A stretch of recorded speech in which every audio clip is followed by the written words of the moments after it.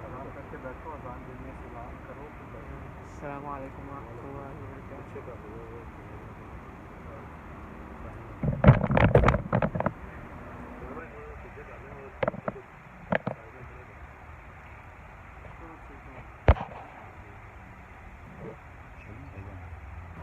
अल्लाहु अकबर अल्लाहु अकबर अल्लाहु अकबर अल्लाहु अकबर अशहदु अल्ला इलाहा इल्लल्लाह अशहदु अल्ला इलाहा इल्लल्लाह अशहदु अन्ना मुहम्मदर रसूलुल्लाह अशहदु अन्ना मुहम्मदर रसूलुल्लाह हय्या अलस सलाह हय्या अलस सलाह हय्या अलल फलाह हय्या अलल फलाह अल्लाहु अकबर ला इलाहा इल्लल्लाह।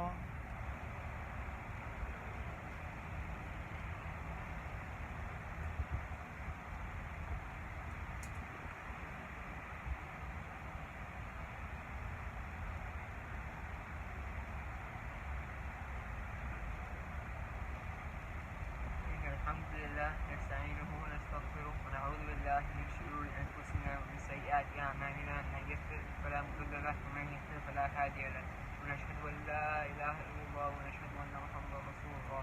Rabbi ishrah li sadri wa yassir li amri wahlul 'uqdatan min lisani yafqahu qawli. A'udhu billahi minash shaitanir rajim. Bismillahir rahmanir rahim. Today I wanted to talk about a little bit of an important subject. The subject that we don't really look at right now as much as we should, but in the future it will be extremely necessary for us, and if we do not take this seriously, we'll be looking back at the past and we'll be just wondering what we did wrong. And this subject is about the Muslim youth, the importance of the Muslim youth. Now the Muslim youth are they're incredibly important to us Muslims right now. And in this khutbah, I'll be talking about the Muslim youth in general in three aspects. I'll be talking about the difference between the Muslim youth and the adults. I'll be talking about why the Muslim youth are very important and how the Muslim youth should be treated. So the first point is why is there a difference between the Muslim youth and what is the difference? Why the youth are important and how we treat the youth. Now, as someone who is very much involved with Muslim youth organizations, someone who has been with them for many years, I know a lot about the Muslim youth and what they like and what they don't like. And as a result, I'm giving this khutbah to let all of you guys know, as a member of the Muslim youth myself. But now that I've stated everything, I'm just gonna get right into it. So, the first point that I have right now is cultures. Now, the biggest difference between the adults and the youth today is culture. A lot of adults that moved to America have come from more ethnical countries. And what I mean by that is that if you look at a lot of older people, a lot of people that immigrated to America, they come from countries like Pakistan, Syria, countries like those where there's mainly one group of people and it's not necessarily as diverse. You see a lot of people that speak the same language, have the same religion, and so on and so forth. But when we come to America, we see that there's a lot more diverse. It's very racially diverse, it's very ethnically diverse, and it's very, even in cases it's religiously diverse too. You have all sorts of people here. And that's one major difference, because most of the Muslim youth didn't grow up in a country that has a majority of one race and is not multicultural. We grew up in a country where there's all different sorts of races and religions and ethnicities. And given that we are born in these multicultural societies, especially in these times, the Muslim youth are also very much more progressive and they're less inclined to follow culture. And what I mean by that is that Muslim youth are very much active, spoken on, social justice issues, and like I've spoken in my previous khutbahs. But not only that, but they're less inclined to follow, our culture as well, and that's because they see a lot of different cultures. And not only that, but American culture is a culture that we, in a sense, grow up in, which is why we're less inclined to follow, the cultures back home. And that's not necessarily a horrible thing. because cultures, at the end of the day, they're man-made, and while they do dictate sometimes what we do and what we not do, they aren't necessarily something that's going to make or break our lives. Cultures are not necessarily as important as religion, as important as they are. But this leads me to my second point, which is, while cultures are different, we must not force our cultures upon the youth, because it only creates division. And what I mean by that is that if you just look at any point in history of where there was a revolution or something, when you see one type of people trying to force a way of life into another, it just creates a revolt, repulsion, revolting, etc. And it becomes very, very like excess if people just don't accept the fact that there's different cultures. And not only that, but this hatred towards culture could, especially with a lot of Muslims, is what they do is they combine culture and religion and they treat it as the same thing. And I very much dislike that, because when you converge both culture and religion together, you create, the Muslim youth don't necessarily see them as different. They see them as the same thing, and as a result they assume that these cultures are Islamic, and when they want to leave Islam, they really just want to leave the cultures. But there's a confusion there. And one big example that I have of that is an example of marriage. Like, one thing that I hear a lot that happens, especially on the news, it's not necessarily as frequent as, spoken of, but it definitely happens, is where sometimes, girls, once they graduate, or even before they graduate, their parents send them off and get married to someone, like, their cousin, or even just someone random, living somewhere else, maybe different, somewhere else in the country, maybe even outside of the country, back in their home countries. And, but these girls don't necessarily have a choice into who they want to marry or not. And, while marriage is, half of our faith, it's very important. When you mix this cultural style of marriage by just sending off someone and married, like, John Toronto, just get him off your hands, while you do that, it's very, at the same time, it's seen as very backwards in modern culture as well. And as a result, if, a girl might not even know this, and I've physically seen examples of, young girls trying to denounce Islam because they think them getting sent off to getting married was considered Islamic, even though it was a purely cultural thing. But that's just one of the many things. So now I'm going to move on to my next point. I talked about, the differences between the Muslim youth and Muslim adults and, the elders. But what is so important about the youth? Now, before I get into what's important, I want to talk about a certain phrase that I hear a lot, in dawats and a lot of places. And that's a phrase that's kids these days. Aajkal ke bachche, stuff like this. You hear it a lot, and I personally think that it's a very ignorant statement about kids. Now, why is it very ignorant? Because it demeans kids and it makes them feel valueless. It makes them feel worthless. Yes, some kids are different. They're not necessarily following culture, and they might want to do things differently, but that doesn't mean that they're a lost cause, and that doesn't mean they're completely gone. Especially kids nowadays, one thing that I mentioned is they're very affluent in politics and, social justice. I see a lot of young Muslim kids, they're going up, whether it's posting on their stories, they're physically going to protests, like with the whole Black Lives Matter movement. They're very affluent with social justice. But that's just one of the things that the youth are very affluent into. And to demean them by saying, like, these kids these days, they do nothing, it's a very ignorant statement, and it's also very demeaning.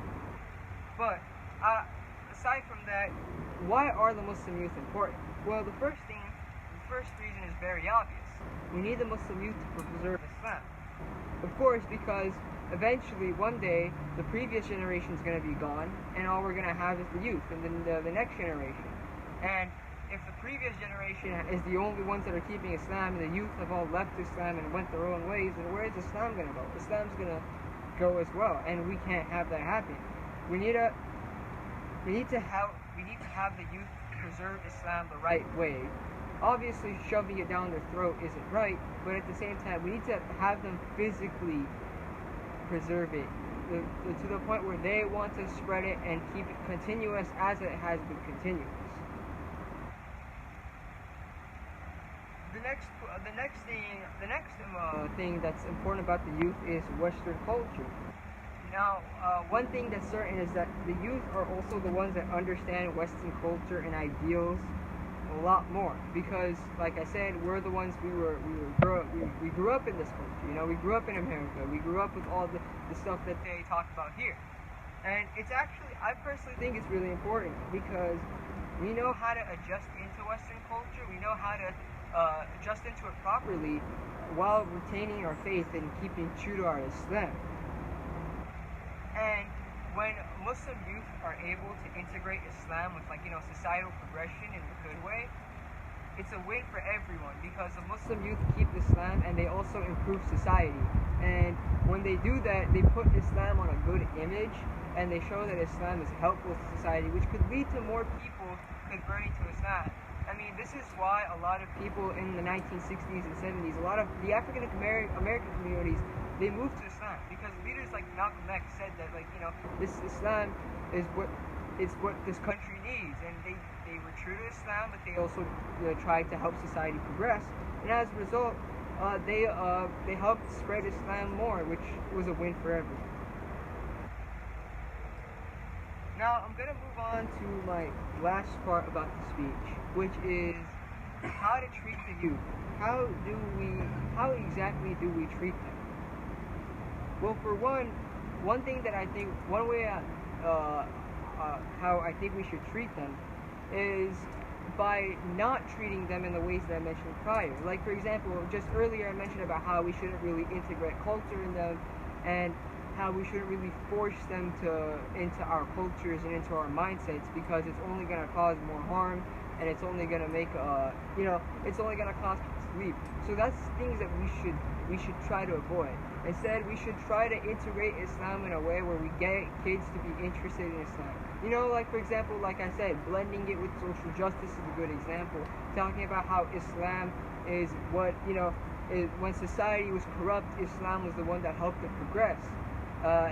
This is something that happens in history, you know, not just the 1960s, but also during the medieval times, you know, where science was being shut down in Europe. Science was progressing heavily in the Middle East, and so on and so forth.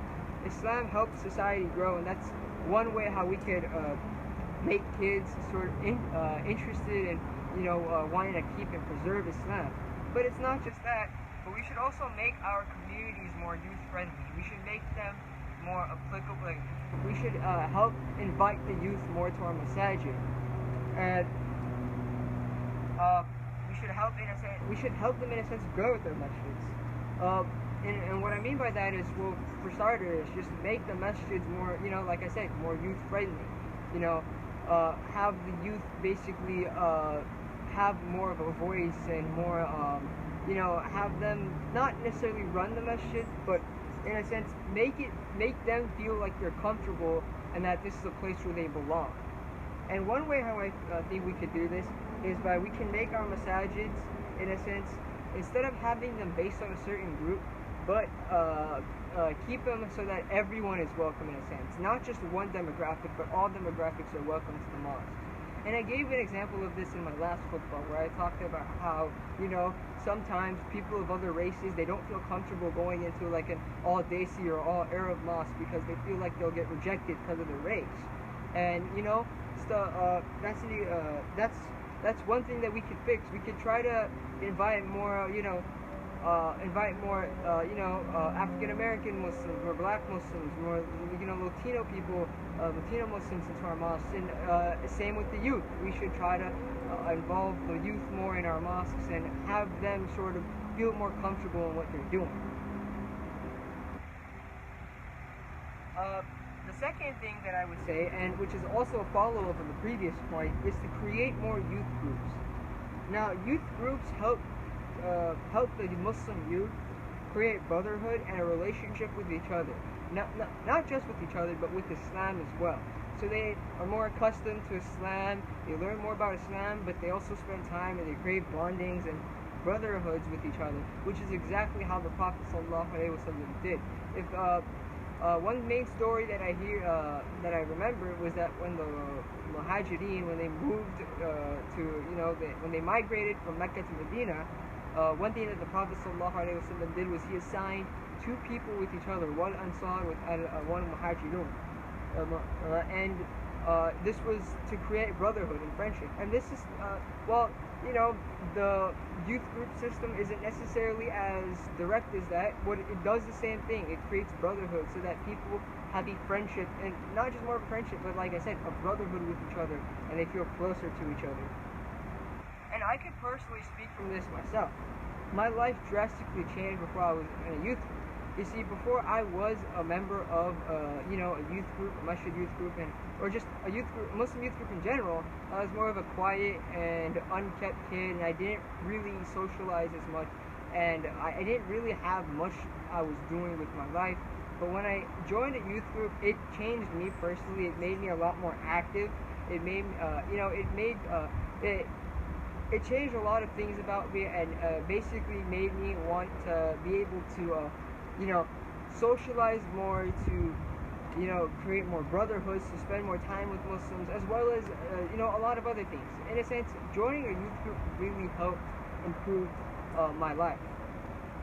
And youth groups could seriously improve the lifestyle of American Muslims today. Because, and this is something I really, really emphasize, because when there's a lack of youth groups and Muslims don't really know who they hang out with, they can hang out with non-Muslims, and they might get accustomed to the wrong things, they might get into the smoking, drinking, premarital sex crowd, and that's not very good. But with, when they hang out with Muslims like each other, and they have Muslims who, take care of their deen and, keep true to their deen, and they hang out with people like those, it's a lot better for Muslims. It's a lot better for the Muslim youth, because they know how to integrate themselves into American culture while knowing how to stay true to their deen. And the third point that I have, and this is also for masjids as well, is to just integrate American culture into mosques. Because at the end of the day, American culture it may seem off, but at the end of the day, American culture is the culture that we are growing up in. And it's not all too bad.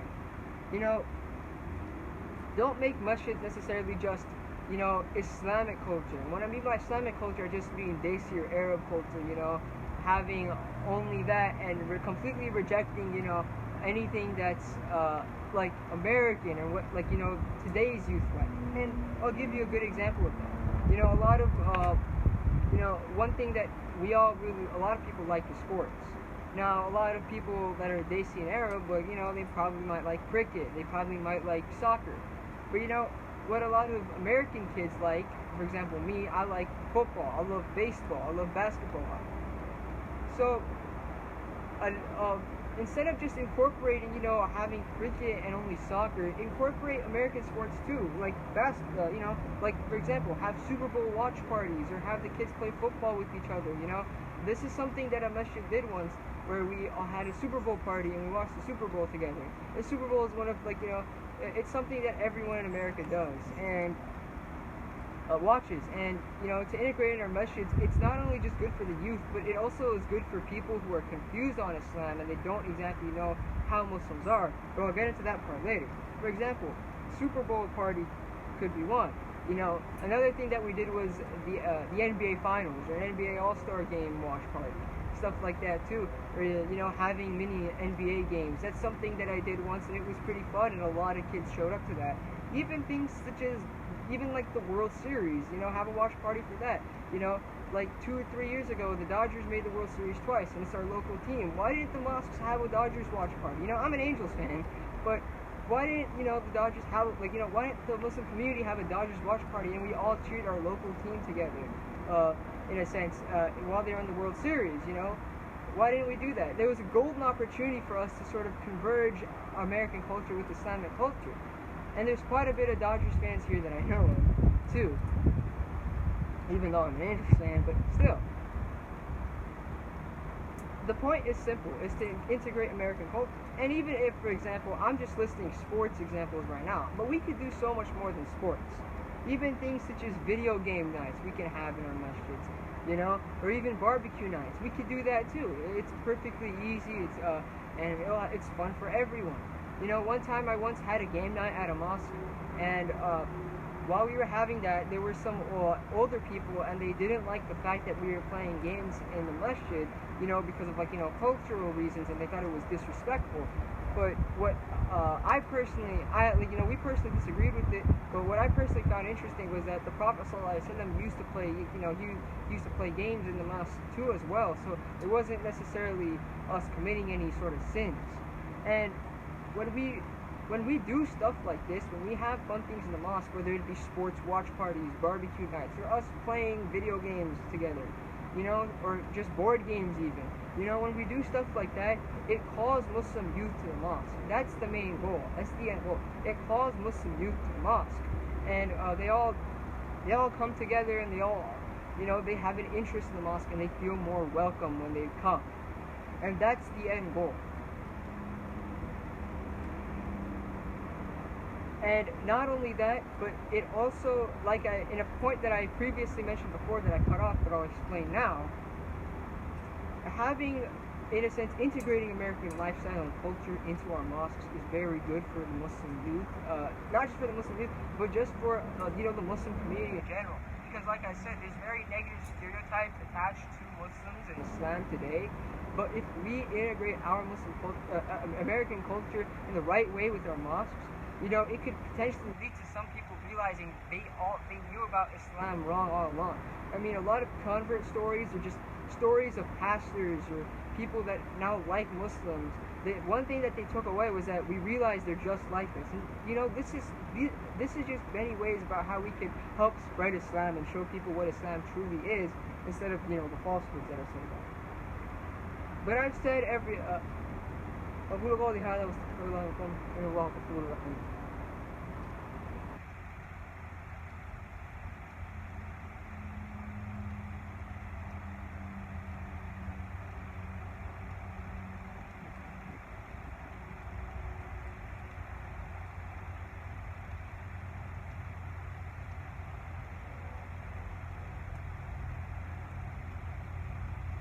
So, brothers and sisters, the thing that I was trying to mention was the fact that Muslim youth are incredibly important to our religion, our deen's future, and our deen's stability today. And I talked about how we should, but I talked about the differences between the Muslim youth and, you know, the elderly and the adults. I also talked about why the youth are important. And I talked about how the youth should be treated and how mosques should be treated so that they could feel more youth-friendly. To reiterate, first talked about how the Muslim youth are different from the adults, and I talked about the differences between the cultures of, you know, the Muslim youth versus the elderly, about how we're raised in a more multi-ethnic society versus having necessarily one ethnicity, one race, and one religion. We have many different races, ethnicities, and religions. I also talked about why the youth are important. I talked about why the youth were necessary in preserving Islam, in a sense, for the future, so that Islam doesn't become lost and it doesn't become a thing of the past. But also the importance of the youth as in how they sort of mix with American culture and how they bring American culture and Islam together, and they show how these two are together, thus promoting Islam as well as promoting progression in a good way. And lastly, I explained about how to treat the youth by making masjids and our community centers more youth-friendly, so that they feel more comfortable in coming into mosques, whether it be sports, watch parties, you know, barbecue nights or video game nights. And I talked about why these are very important, because then the youth will feel more comfortable and they feel like they are more present and more, you know, they feel more comfortable into coming into mosques, and as a result, it's great for them, as well as the importance of youth groups. And by the end of the speech, all I want, the khutbah, all I want is for everyone to just take heed of what I say seriously and try to take some action into it, you know. Don't go home just thinking, oh, you know, the youth are fine. Try to actually make your masjids, try to actually make more youth groups, try to actually, you know, integrate yourself integrate the youth into our culture, as well as letting them integrate their culture into our lifestyle, and as helping helping us all rise together instead of destroying each other. And that is all. I ask Allah subhanahu wa ta'ala to please forgive every Muslim. I ask Allah subhanahu wa ta'ala to all add us into Jannah, and to all make us part of Jannatul Firdaus. Allah, I ask Allah subhanahu wa ta'ala, if there's any Muslims that are sick, to please heal them. Allah, I ask you, O Allah subhanahu wa ta'ala, to restore our lifestyle. This virus has spread us all from our communities, and we desperately need to come back together and to rebuild our brotherhood and our communities. And Allah, I please ask that you help take care of this virus, and help take care of the Muslim communities. Allah, I ask that you help preserve the Islam and the Muslim youth. Allah, I ask that you help keep the Muslim communities together instead of us having to fight over little things that end up destroying each other.